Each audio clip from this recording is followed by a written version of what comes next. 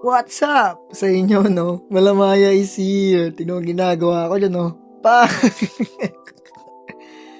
So, meron tayong madali ang pagbabalot, no? Nagkausap ka kasi kami ng ating isang customer, no, guys? Na napaka-solid na si Sir Jolo, no?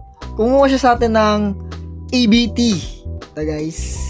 No? Ito nga pala yung ating P-Dirt, no? Nag-drop siya, guys. Pero mamaya na yan. Pag-usapan muna natin yung kinuha ni Sir Jolo na ABT, no? Yung pinaka dream strain ko, na guys. So, yon, kumuha siya and binigyan ko siya ng isang free na female na acre, no? So, ito yung makikita nyo, guys. Yung ating ABT.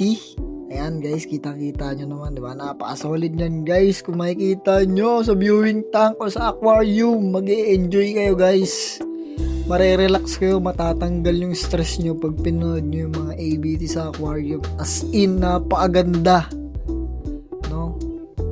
Cinderella yung buntot nila, guys, sa mga male. Sobrang solid. So, ayan. Babalot na natin, guys. Kitang-kita nyo naman, no?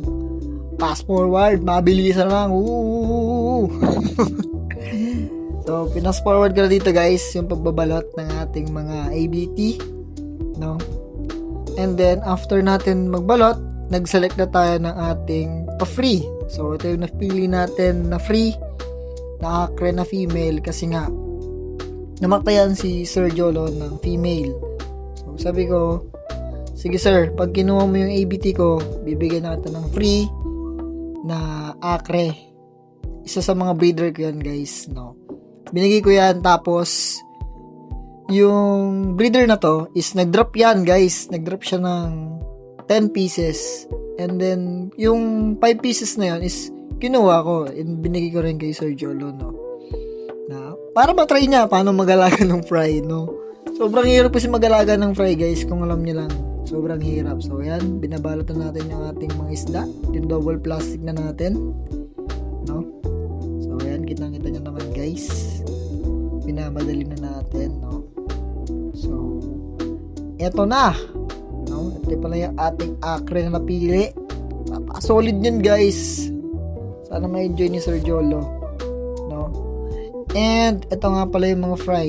Hindi ko na pinakita kasi sobrang liit niyan. Hindi nyo rin makikita, guys.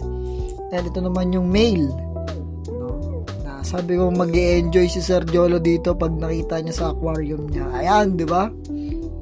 Sa plastic pa lang, napaka-solid na. Paano pa kaya pag nasa aquarium? And ito naman yung female na pregnant na, guys. Sobrang gravid niya na, no? Yan yung binigay natin kay Sir Jolo. No, so, sir, mag-enjoy ka sa mga isda mo. And back dito sa ating mga P-Dirt. Yan, 25 sila total, guys. Nabilang ko na. So, yun lang. Happy fish keeping, Sir Jolo. Sana ma-enjoy mo yung mga isda mo. And happy holidays. Advance happy holidays. So, yun lang, guys.